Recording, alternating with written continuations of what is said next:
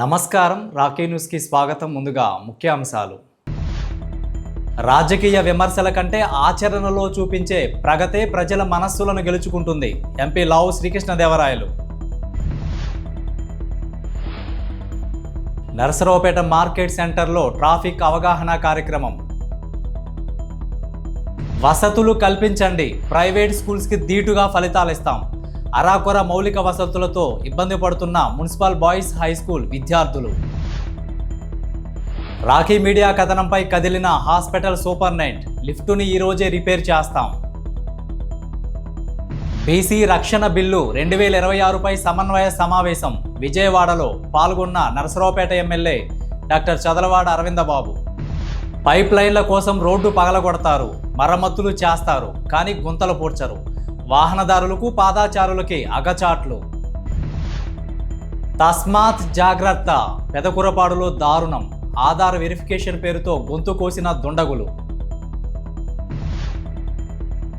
అతి తక్కువ ఫీజుతో జర్నలిజంలో డిప్లొమా సిఆర్ మీడియా అకాడమీ ఆధ్వర్యంలో.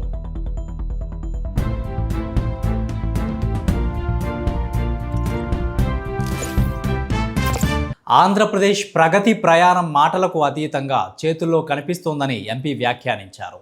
ఇంకాస్త వివరంగా చెప్పాలంటే రాజకీయ విమర్శల కంటే ఆచరణలో చూపించే ప్రగతే ప్రజల మనస్సులను గెలుచుకుంటుందని ఎంపీ మాట. రాష్ట్ర విభజన గాయాలు, ఆర్థిక లోటుల సుడిగుండంలో చిక్కుకున్న ఒక రాష్ట్ర ప్రజల జీవితాలు మళ్ళీ నిలదొక్కోవాలంటే కేవలం మాటలు సరిపోవు. కొండంత సంకల్పం, దార్శనికత కలిగిన నాయకత్వం అవసరం. ముఖ్యమంత్రి నారా చంద్రబాబు నాయుడు నేతృత్వంలోని ఎన్డీఏ ప్రభుత్వం సరిగ్గా ఇదే బాటలో ప్రయాణిస్తూ ఆంధ్రప్రదేశ్ భవిష్యత్తుకు పటిష్టమైన పునాదులు వేస్తోందని ఎంపీ న్యూఢిల్లీ వేదికగా స్పష్టం చేశారు.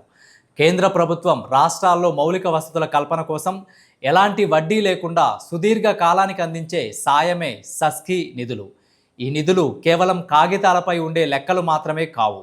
గ్రామీణ ప్రాంతాలను అనుసంధానించే మంచి రహదారులు, మన యువతకు ఉపాధి చూపే పోర్టులు, ప్రాంతీయ వైభవాన్ని పెంచే పర్యాటక రంగాలని తెలిపారు. 2020 నుంచి ప్రతి రాష్ట్రానికి అందుబాటులో ఉన్న ఈ నిధులను సాధించడంలో నిన్నటికి నేటికి మధ్య స్పష్టమైన తేడా కనిపిస్తుంది. గత వైకాపా ప్రభుత్వం 4 ఏళ్ల కాలంలో 2020-24 సాధించగలిగింది కేవలం 11,386 కోట్లు మాత్రమే. అయితే చంద్రబాబు నాయుడు పట్టుదల, నిరంతర ప్రయత్నాల వల్ల కేవలం 2.5 ఏళ్లలోపే ఏకంగా 19,619 కోట్ల నిధులను ఏపీ ప్రభుత్వం సాధించగలిగింది. ఢిల్లీ వేదికగా పార్లమెంటు ద్వారా బయటపడిన ఈ అధికారిక నిజాలు అభివృద్ధి పట్ల ప్రభుత్వానికి ఉన్న అంకిత భావాన్ని నిరూపిస్తున్నాయి. 2014లో రాష్ట్ర విభజన జరిగినప్పుడు దాదాపు 16,000 కోట్లకు పైగా ఉన్న రెవెన్యూ లోడుతో ప్రయాణం ప్రారంభించిన మన రాష్ట్రానికి ఇలాంటి కేంద్ర నిధులు ఎంతటి ప్రాణవాయువో ప్రత్యేకంగా చెప్పనక్కర్లేదు. ప్రయోజనం లేని విమర్శలకు సమాధానంగా ప్రజల జీవితాల్లో వెలుగులు నింపేలా సాగుతున్న ఈ ప్రగతి ప్రయాణం ప్రతి ఒక్కరిలో కొండంత ఆశను, నమ్మకాన్ని నింపుతోందన్నది వాస్తవం అని ఎంపీ లావు శ్రీకృష్ణదేవరాయలు అన్నారు. పల్నాడు జిల్లా నరసరావుపేట మార్కెట్ సెంటర్లో డీఎస్పీ హనుమంతరావు ఆదేశాల మేరకు సిఐ లోకనాథం ఆధ్వర్యంలో ట్రాఫిక్ అవగాహన కార్యక్రమం నిర్వహించారు. ఈ సందర్భంగా ప్రజలు, వ్యాపారులకు ట్రాఫిక్ నిబంధనలపై అవగాహన కల్పించారు. వాహనదారులు తప్పనిసరిగా హెల్మెట్ ధరించాలని, ట్రిపుల్ రైడింగ్ చేయరాదని, రోడ్డు భద్రతా నియమాలు పాటించాలని సూచించారు. ట్రాఫిక్ క్రమశిక్షణ పాటించడం ద్వారా ప్రమాదాలను నివారించవచ్చని అధికారులు తెలిపారు. ట్రాఫిక్ రూల్స్ ఉల్లంఘిస్తే చర్యలు తప్పవని పోలీసులు హెచ్చరించారు. మా గౌరవ డిఎస్పీ గారి యొక్క ఆదేశాల మేరకు ఈరోజు నరసరావుపేట పట్టణంలో మార్కెట్లో ఈ వ్యాపారస్తులందరికీ కూడా అవగాహన కార్యక్రమం అనేది నిర్వహించడం జరిగింది. మనకి ప్రతిరోజు కూడా ఇక్కడికి కొన్ని వేల మంది ఏవైనా సామాన్లు కొనుక్కోవడానికి కానీ, పండ్లు కానీ, రకరకాల పనుల మీద ఇక్కడికి వస్తూ ఉంటారు. అయితే మల్లం సెంటర్ నుంచి ఇటువైపు కానీ, అలాగే మనకి మున్సిపల్ ఆఫీస్ వైపు నుంచి కానీ వాహనాలు రాకపోకలు అనేవి ఎక్కువగా జరుగుతూ ఉంటాయి. అయితే చిన్న చిన్న కంప్లైంట్స్ ఏంటంటే, ఇక్కడ ఎవరైతే వ్యాపారస్తులు ఉన్నారో వాళ్ళు వారి యొక్క బండ్లని మార్జిన్లో కాకుండా కొంచెం ముందుకు రావటం వల్ల కొంతవరకు మనకి ఇక్కడ ట్రాఫిక్ సమస్య అనేది ఉత్పన్నం అవుతూ ఉంది. అందులో భాగంగానే ఈరోజు ఇక్కడ ఉండే వ్యాపారస్తులతోని, అలాగే షాపు యజమానులతోని, అందరితో కూడా, కామన్ మ్యాన్ ప్రతి ఒక్కరితో కూడా అవగాహన కార్యక్రమం అనేది నిర్వహించడం జరిగింది. దాంట్లో భాగంగా వారు ఎలా ఉండాలి, ఏ విధంగా వ్యాపారం చేసుకోవాలి, లేదు ఒకవేళ ఏదైనా కానీ వైలేషన్ చేస్తే వారి మీద ఎటువంటి చట్టపరమైన చర్యలు తీసుకోవచ్చు అవన్నీ కూడా వాళ్ళకి వివరించాము. కాబట్టి మా తరపు నుంచి ఇక్కడ ఉండే వ్యాపారస్తులందరికీ, ఇక్కడే కాదు పట్టణంలో ఉండే ప్రతి వ్యాపారస్తులకి మా తరపు నుంచి విజ్ఞప్తి ఏంటంటే, దయచేసి మీరు మీ వ్యాపారం చేసుకోండి, కానీ ఏదైతే మార్జిన్ ఉంటుందో ఆ మార్జిన్లో మీ యొక్క బండ్లను నిలిపి వ్యాపారం చేసుకోవటం వల్ల పబ్లిక్కి ఇబ్బంది లేకుండా ఉంటుందనేది మా తరపు నుంచి కోరుకుంటా ఉన్నాము. అలాగే ఎవరైనా కానీ వాహనదారులు ఇలా బయటకు వచ్చేటప్పుడు మీరు కూడా రోడ్డు మీద ఎక్కడ పడితే అక్కడ వాహనాలు ఆపేయకుండా ఏదైనా కొంచెం దూరంగా అయినా కానీ ఆ పార్కింగ్ ప్రదేశాల్లో ఎక్కడైనా మనకు ఒక చిన్న పార్కింగ్ ప్రదేశం ఉన్నా కానీ అటువంటి ప్రదేశాల్లో మీ యొక్క వాహనాలను నిలిపి ట్రాఫిక్ ఇబ్బంది లేకుండా మీరు కూడా చూడాలని చెప్పేసి మా తరపు నుంచి కోరుకుంటున్నాము. ఎవరైనా కానీ వ్యాపారస్తులు కావచ్చు, వాహనదారులు కానివ్వండి, ఎవరైనా కానీ ఈ వైలేషన్ చేస్తే మాత్రం వారి మీద చట్టపరంగా చర్యలు అయితే తీసుకుంటాం. నరసరావుపేటను మరింత పచ్చదనంతో కూడిన పరిశుభ్రమైన పర్యావరణ హిత నగరంగా తీర్చిదిద్దేందుకు జిల్లా యంత్రాంగం సమగ్ర కార్యాచరణ చేపట్టిందని జిల్లా కలెక్టర్ కృతికా శుక్లా తెలిపారు. ఈ కార్యక్రమాన్ని ప్రభుత్వ కార్యక్రమంగా కాకుండా ప్రజల ఉద్యమంగా మార్చాల్సిన అవసరం ఉందని అన్నారు. సెప్టెంబర్ చివరి నాటికి 1,24,000 మొక్కలను నాటేందుకు ప్రత్యేక ప్రణాళిక రచించామన్నారు. కుంకుడు, మహాగని, వెదురు, సీతాఫలం, ఖర్జూరం వివిధ రకాల మొక్కలను గుర్తించామని, వాటిని తామే అందిస్తామని, ప్రతి పౌరుడు కనీసం ఒక మొక్కను నాటి దానిని సంరక్షించే బాధ్యత తీసుకోవాలని సూచించారు. ఎన్నో ఏళ్లుగా జిల్లాలో వివిధ సంస్థలు పర్యావరణాన్ని కాపాడడానికి ప్రయత్నిస్తున్నందుకు సంతోషం వ్యక్తం చేస్తూనే అందరూ కలిసి సమిష్టిగా కృషి చేస్తే మంచి ఫలితాలు సాధిస్తామని అన్నారు. వసతులు కల్పించండి, ప్రైవేట్ స్కూల్స్కి దీటుగా రిజల్ట్స్ ఇస్తామంటున్న మన నరసరావుపేట మున్సిపల్ బాయ్స్ విద్యార్థులు. పట్టణంలోని మున్సిపల్ బాయ్స్ హై స్కూలులో మౌలిక సదుపాయాల కొరతతో విద్యార్థులు తీవ్ర ఇబ్బందులు ఎదుర్కొంటున్నారు. 2 ఏళ్లుగా తరగతి గదులకు రంగులు వేయకపోవడంతో గోడలు మరకలతో నిండిపోయి అపరిశుభ్రంగా కనిపిస్తున్నాయి. మరోవైపు పాఠశాలలోని వాటర్ ప్లాంట్ పనిచేయకపోవడం, అదేవిధంగా బాత్రూములకు తగినంత నీటి సరఫరా లేకపోవడం, పాత మోటార్ పనిచేయకపోవడంతో విద్యార్థులు ఇబ్బంది పడుతున్నారు. పాఠశాలలో తక్షణమే కొత్త బోరు ఏర్పాటు చేయడంతో పాటు అదనంగా 2 నీటి ట్యాంకులు నిర్మించాలని, వాటర్ ప్లాంట్ను మరమ్మతు చేసి తిరిగి వినియోగంలోకి తీసుకురావాలని, తరగతి గదులకు రంగులు వేయించి పరిశుభ్రమైన వాతావరణాన్ని కల్పించాలని విద్యార్థులు, తల్లిదండ్రులు సంబంధిత అధికారులను విజ్ఞప్తి చేస్తున్నారు.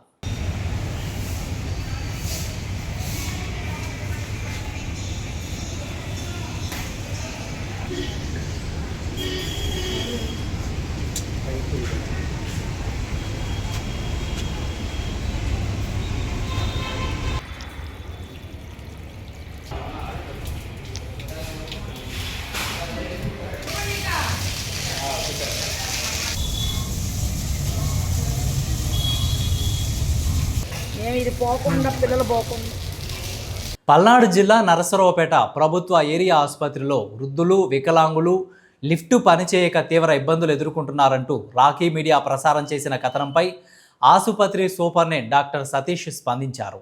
లిఫ్టుకు సాంకేతిక సమస్య తలెత్తడంతో తాత్కాలికంగా నిలిచిపోయిందని, ఈరోజు సాయంత్రంలోపు మరమ్మతులు పూర్తి చేసి తిరిగి అందుబాటులోకి తీసుకువస్తామని తెలిపారు.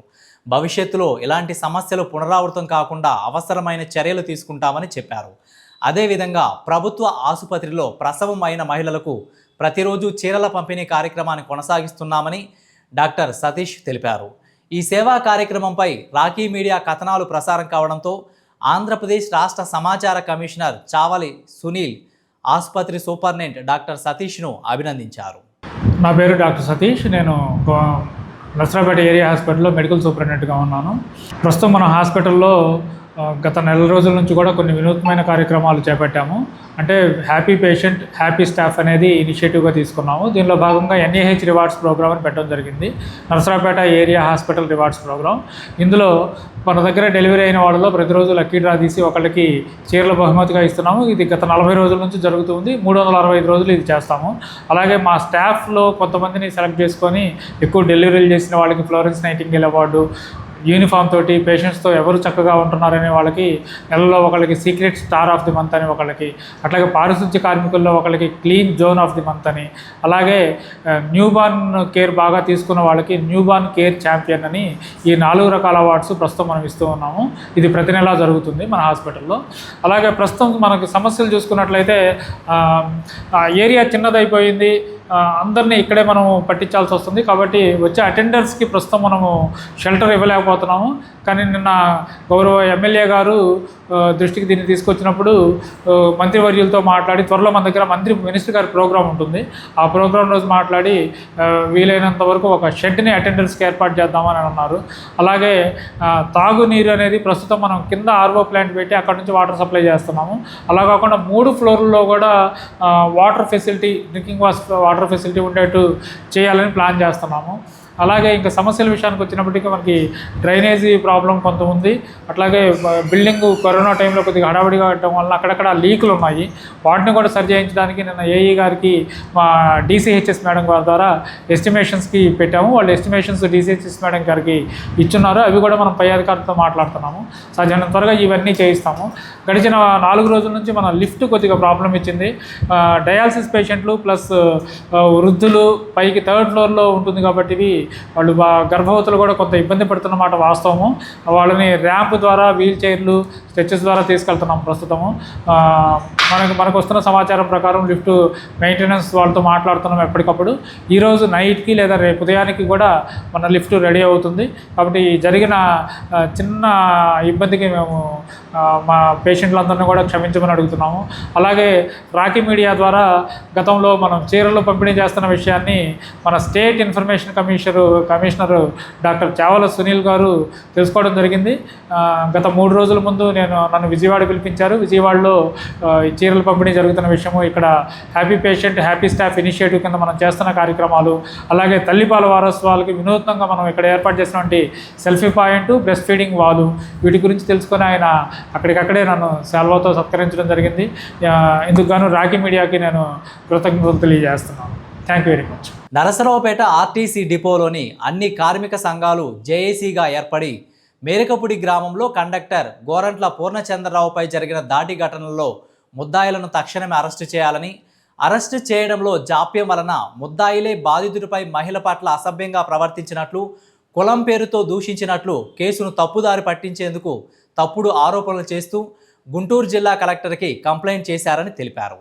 ఈ ఘటనలో నిందితులైన వారిపై ఎఫ్ఐఆర్ నమోదైన సెక్షన్స్ ప్రకారం తక్షణమే రిమాండ్కు పంపాలని, బాధితుడైన కండక్టర్ పూర్ణచంద్రరావుకు న్యాయం జరిగేలా చూడాలని పల్నాడు జిల్లా ఎస్పీకి విజ్ఞప్తి చేయడం జరిగిందన్నారు.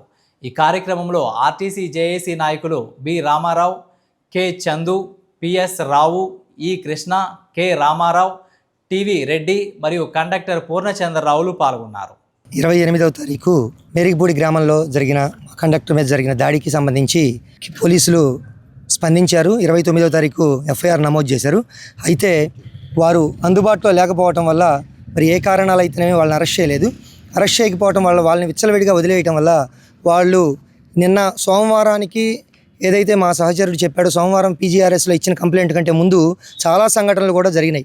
ఇవన్నీ కూడా పోలీసు వారి దృష్టికి కానీ కలెక్టర్ గారి దృష్టికి కానీ వెళ్ళలేదు. కానీ మీడియా మీ ద్వారా మేము ఖచ్చితంగా సోషల్ మీడియాలో గౌరవ ప్రజలకి తెలియజేయదలుచుకున్నాం.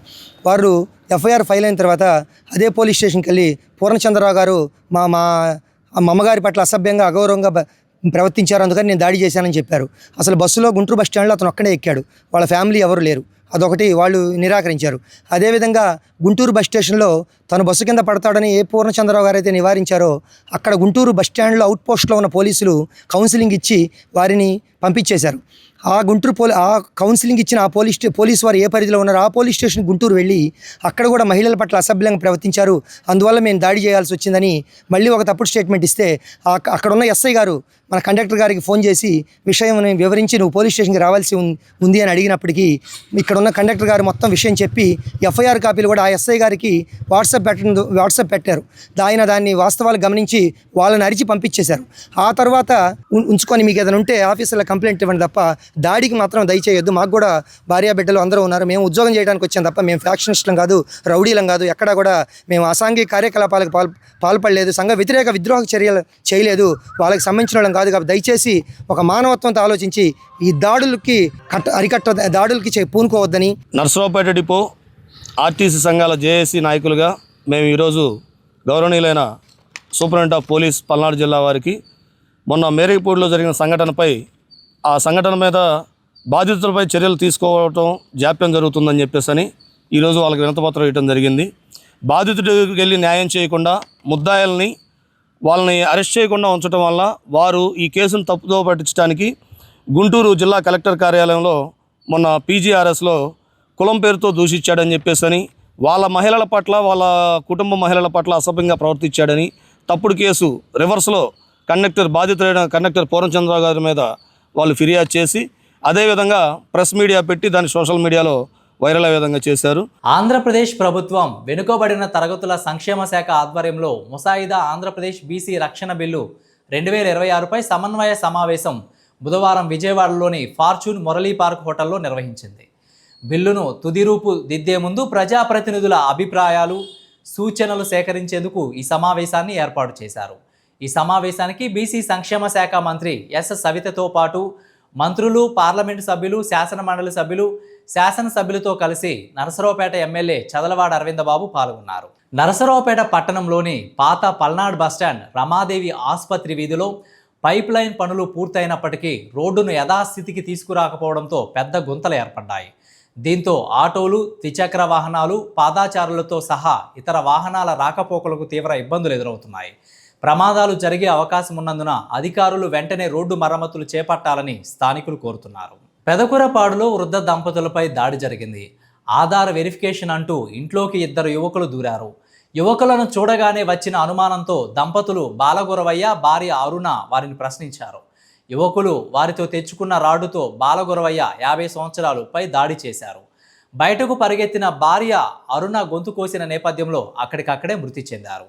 బాలగురవయ్య పరిస్థితి విషమంగా ఉండడంతో హాస్పిటల్కి తరలించారు. పోలీసులు కేసు నమోదు చేసి విచారణ చేపట్టారు. నరసరావుపేట పట్టణంలోని గ్యాస్ వినియోగదారులందరూ తప్పనిసరిగా ఈకేవైసీ ప్రక్రియను పూర్తి చేసుకోవాలని Narasaraopet Indian gas distributor Amarnath కోరారు. ముఖ్యంగా హెచ్పి గ్యాస్ మరియు ఇండియన్ గ్యాస్ వినియోగదారులు ఆలస్యం చేయకుండా తమ సమీప గ్యాస్ ఏజెన్సీని సంప్రదించి ఈకేవైసీ నమోదు చేయించుకోవాలని సూచించారు. ప్రభుత్వ నిబంధనల మేరకు ఈ ప్రక్రియ తప్పనిసరి కావడంతో ఇంకా ఈ కేవైసీ చేయించుకోని వినియోగదారులు అవసరమైన పత్రాలతో వెంటనే పూర్తి చేసుకోవాలని తెలిపారు. పల్నాడు జిల్లా గ్యాస్ వినియోగదారులకి నమస్కారాలు. నా పేరు అమర్నాథ్, పల్నాడు జిల్లా ఎల్పిజి డీలర్స్ అసోసియేషన్ సెక్రటరీని. మీకు తెలియజేయముందనగా ఇంతకుముందు మీకు ఒకసారి తెలియజేసి ఉన్నాను. మీరు తప్పనిసరిగా మీ గ్యాస్ కనెక్షన్ హెచ్పిలో ఉన్న, ఇండియన్లో ఉన్న, భారత్లో ఉన్న తప్పనిసరిగా మీరు ఈకేవైసీ చేయించుకునే వాళ్ళను. మీరు త్వరగా చేయించుకోవాలి. 10వ తారీఖులోపు చేయించుకోకపోతే మీకు గ్యాస్ రేటు మారే అవకాశం ఉంది, ఉండదానికి డబల్ అయ్యే అవకాశం ఉంది. ఈకేవైసీ కాని వాళ్ళకి కమర్షియల్ కింద కన్వర్ట్ అవుతుంది. కాబట్టి దయచేసి మీ అందరూ ఈకేవైసీ చేయించుకొని మాకు సహకరించి మీరు లబ్ధి పొందవలసిగా కోరుచున్నాం. నమస్కారాలు. నరసరావుపేట బీసీ కాలనీలో పేకాట ఆడుతున్న 5గురిని 2వ పట్టణ పోలీసులు అదుపులోకి తీసుకున్నారు. పోలీసులకు అందిన సమాచారంతో 2వ పట్టణ ఎస్ఐ సౌందర రాజన్ సిబ్బందితో కలిసి దాడి నిర్వహించగా జోదం ఆడుతున్న 5గురిని అదుపులోకి తీసుకొని వారి వద్ద నుంచి 28,740 రూపాయల నగదు స్వాధీనం చేసుకొని కేసు నమోదు చేసి దర్యాప్తు చేపట్టారు. అతి తక్కువ ఫీజుతో జర్నలిజంలో డిప్లొమా కోర్సు చేసే మంచి అవకాశాన్ని సిఆర్ మీడియా అకాడమీ అందిస్తోందని చైర్మన్ ఆలపాటి సురేష్ కుమార్ ఒక ప్రకటనలో పేర్కొన్నారు.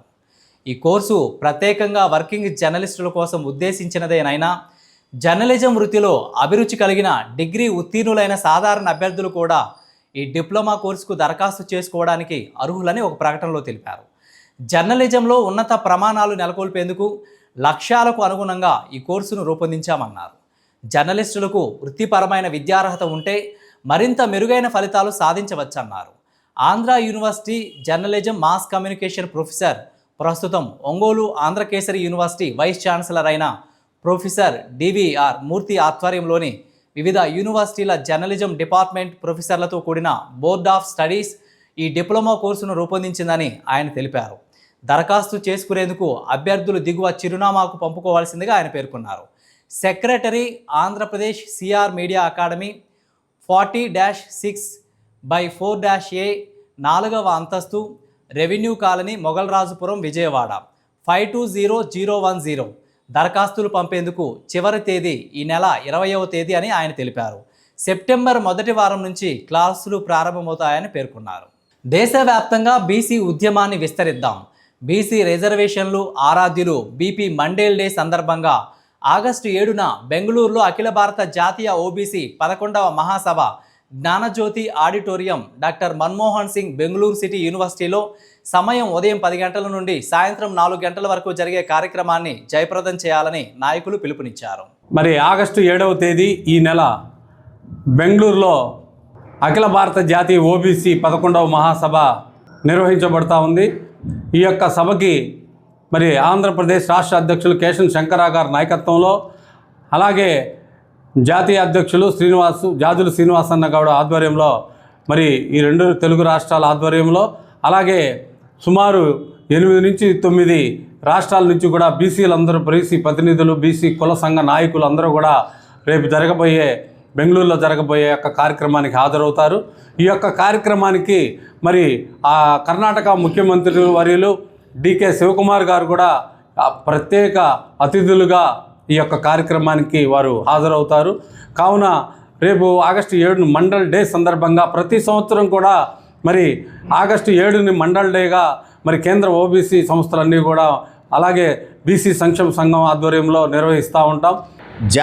అఖిల భారత జాతీయ 11వ ఓబీసీ మహాసభల సందర్భంగా పల్నాడు జిల్లాలో ఉన్నటువంటి బీసీ సోదరులు సోదరీమణులందరూ కూడా ఈ కార్యక్రమానికి హాజరై బెంగళూరులో జరిగినటువంటి కార్యక్రమాన్ని జయప్రదం చేయవలసిందిగా కోరుతున్నాము. జనాభాలో సగం పైన ఉన్నాం, మనం 50% పైన ఉన్నాము. ఇంకా మన హక్కుల కోసం మనం పోరాడుతూనే ఉన్నాము. అలాగ మన ప్రతి గళాన్ని కూడా మనం 10 మహాసభల నుంచి మనం వినిపిస్తూ ఉన్నాము. అలాగే కొన్ని హక్కుల్ని సాధించుకున్నాం, ఇంకా మనం సాధించుకోవాల్సిన హక్కులు ఉన్నాయి. కాబట్టి రేపు తప్పనిసరిగా జాతీయ మహాసభలు 11వ మహాసభల్ని ఈ పల్నాడు జిల్లాలో ఉన్న 7 నియోజకవర్గాల ప్రజలు కూడా హాజరై మహాసభని జయప్రదం చేయవలసిందిగా కోరుతున్నాను. ధన్యవాదాలు. ప్రపంచ స్థాయి వైద్య నైపుణ్యంతో యశోదా హాస్పిటల్స్ మలక్పేట సేవలో త్వరలో నర్సరావుపేటలో అందబోతున్నట్లు మీడియా సమావేశంలో తెలిపారు. మారుతున్న జీవనశైలి, పెరుగుతున్న వాయు కాలుష్యం నేపథ్యంలో శ్వాసకోశ, ఛాతీ సంబంధిత వ్యాధులు ఆందోళనకరంగా పెరుగుతున్నాయని, అయితే ప్రారంభ దశలోనే వాటిని గుర్తిస్తే అత్యాధునిక వైద్య సాంకేతికతతో సమర్థవంతంగా చికిత్స అందించి పూర్తిగా నయం చేసే అవకాశం ఉందని Yashoda hospitals Malakpet unit thoracic surgeon doctor Ram Phanindra తెలిపారు. నా పేరు వీరంకి వెంకటేశ్వరరావు. నేను AGM marketing Yashoda hospitals Hyderabad నుంచి ఆంధ్రప్రదేశ్ స్టేట్ హెడ్గా పనిచేస్తున్నాను. ఈరోజు మనతో ఉన్నారు డాక్టర్ రామ్ ఫణీంద్ర గారు, thoracic surgeon, Yashoda hospital Malakpet unit నుంచి ఇక్కడికి రావడం జరిగింది. డాక్టర్ గారు 10 సంవత్సరాల కంటే పైబడినటువంటి అనుభవం కలిగి ఉన్నారు ఈ థొరాసిక్ సర్జరీ అనేటువంటి ఒక విభాగానికి సంబంధించిన. ఇంకా ఇంకొక కొత్త విషయం ఏంటంటే, మనకి ఈ నర్సరావుపేట పరిసర ప్రాంతాల్లో ఉన్నటువంటి ప్రజలకు అసలు థొరాసిక్ సర్జను అంటే ఏంటి, ఎటువంటి వ్యాధులను వాళ్ళు ట్రీట్ చేస్తారు, ఆ వ్యాధులకు కారణాలు ఏమిటి, పూర్వం ఈ వ్యాధులకు ఎటువంటి వైద్య చికిత్సా విధానాలు ఉండేవి, ప్రస్తుతము ఎటువంటి వైద్య చికిత్సా విధానాలు అందుబాటులో ఉన్నాయి అనేటువంటి విషయాలను, ఆయన విలువైన సూచనలను, సలహాలను మనతో పంచుకోవడానికి ఇక్కడ అందుబాటులో ఉండడం జరిగింది. నా పేరు డాక్టర్ రామ్ ఫణీంద్ర కుమార్. నేను consultant thoracic surgeon Malakpet Yashoda hospitals అండి, హైదరాబాద్ నుంచి వచ్చానండి. నేను థొరాసిక్ సర్జన్ అంటే థొరాసిక్ సర్జరీ అంటే ఇది ఒక కొత్త బ్రాంచ్ అండి. అంతకుముందు ఏంటంటే కార్డియో థొరాసిక్ సర్జరీ ఉండేది, అందులో నుంచి వాస్కులర్ సర్జరీ ఎలా సపరేట్ అయిందో ఇప్పుడు కార్డియో థొరాసిక్ నుంచి థొరాసిక్ సర్జరీ సపరేట్ అవుతుంది అనమాట. కార్డియాక్ సర్జన్స్ ఏంటంటే మోస్ట్లీ మన గుండెకి సంబంధించిన ఆపరేషన్స్ చేస్తూ ఉంటారు. మెయిన్ థొరాసిక్ సర్జన్స్ ఏంటంటే మెయిన్లీ మనకి ఊపిరితిత్తులకు సంబంధించిన, అసలు ఊపిరితిత్తుల్లో సర్జరీ చేయొచ్చు అనేది చాలామందికి తెలియదు అనమాట. కొన్ని కండిషన్స్ ఎలా ఉంటాయి అంటే మనం ఓన్లీ సర్జరీ చేసి దాన్ని ఏం చేయగలం అనమాట. మోస్ట్లీ టీబీ పేషెంట్స్ ఉంటారు, వాళ్ళకి టీబీ మందులు ఇస్తాం కొన్నాళ్ళు. కొంతమందిలో ఏమంటే మొత్తం టీబీ మందులు ఇచ్చిన తర్వాత ఏదైతే టీబీ జబ్బు ఉందో మొత్తం తగ్గిపోద్ది. కానీ కొంతమందిలో ఏమంటే అందులో చీము పడతాం, లేదంటే కనుక ఊపిరితిత్తుల్లో క్యావిటీస్ అంటారు, యాస్పర్జిల్మా క్యావిటీస్ కానీ, లేదంటే కనుక బుడగలు వస్తాం, ఇవన్నీ జరుగుతూ ఉంటాయి అన్నమాట. సో అవన్నీ అంటే ప్రాణాంతకమైనవి. అంటే ఎప్పుడు ఇంకా దగ్గు వస్తాం, నోట్లోంచి రక్తం వస్తాం, లేదంటే రక్తం నుంచి చీమ వస్తాం, ఇవన్నీ జరుగుతూ ఉంటాయి. సో అలాంటి కండిషన్స్ అన్నిటికీ మేము సర్జరీ చేస్తాం. లేదు కొంతమందికి ఏమంటే ట్రైకాస్టమీస్ చేస్తాం అనమాట. కొంచెం చాలా రోజులు వెంటిలేటర్ ఉండే వాళ్ళకి ఏమంటే ట్రైకల్ స్టెనోసిస్ అని ఉంటాయి. వాళ్ళందరికీ ట్రైకల్ రిసెక్షన్స్ చేస్తాం అనమాట మేము. ఇంకోటి మెయిన్గా లంగ్ క్యాన్సర్లో ఏదైతే ఇప్పుడు చాలా ప్రివలెంట్గా ఉందో లంగ్ క్యాన్సర్కి సర్జరీస్ చేస్తాం. మీడియేషనల్ ట్యూమర్స్ అంటారు, వాటికి చేస్తాం. ఇవన్నీ సర్జరీస్ ఏమంటే అంతకుముందు కోత ద్వారా చేసేవాళ్ళు. ఒక 10 నుంచి 15 సెంటీమీటర్లు ఛాతీని కోయాల్సి వచ్చేది. కానీ ఇప్పుడు కొత్త టెక్నాలజీ ఏమంటే మేము 2 సెంటీమీటర్లతో ఈ సర్జరీ అంతా జరుగుతుంది. దాన్నే వీడియో అసిస్టెడ్ థొరకోస్కోపిక్ సర్జరీ అంటారు. వార్తలు ముగించే ముందు హెడ్లైన్స్ మరొకసారి. రాజకీయ విమర్శల కంటే ఆచరణలో చూపించే ప్రగతే ప్రజల మనస్సులను గెలుచుకుంటుంది. ఎంపీ లావు శ్రీకృష్ణదేవరాయలు. నరసరావుపేట మార్కెట్ సెంటర్లో ట్రాఫిక్ అవగాహన కార్యక్రమం. వసతులు కల్పించండి, ప్రైవేట్ స్కూల్స్కి ధీటుగా ఫలితాలు ఇస్తాం. అరాకొర మౌలిక వసతులతో ఇబ్బంది పడుతున్న మున్సిపల్ బాయ్స్ హై స్కూల్ విద్యార్థులు. రాఖీ మీడియా కథనంపై కదిలిన హాస్పిటల్ సూపర్నెంట్, లిఫ్టుని ఈరోజే రిపేర్ చేస్తాం. బీసీ రక్షణ బిల్లు 2026పై సమన్వయ సమావేశం విజయవాడలో పాల్గొన్న Narasaraopet MLA doctor Chadalavada Aravindababu. Pipe లైన్ల కోసం రోడ్డు పగలగొడతారు, మరమ్మతులు చేస్తారు, కానీ గుంతలు పూడ్చరు. వాహనదారులకు పాదాచారులకి అగచాట్లు. తస్మాత్ జాగ్రత్త, పెదకురపాడులో దారుణం. ఆధార్ వెరిఫికేషన్ పేరుతో గొంతు కోసిన దుండగులు. అతి తక్కువ ఫీజుతో జర్నలిజంలో డిప్లొమా, సిఆర్ మీడియా అకాడమీ ఆధ్వర్యంలో. వార్తలు ఇంతటితో సమాప్తం. తిరిగి మరో బులెటిన్లో మళ్ళీ కలుద్దాం. అంతవరకు సెలవు, నమస్కారం.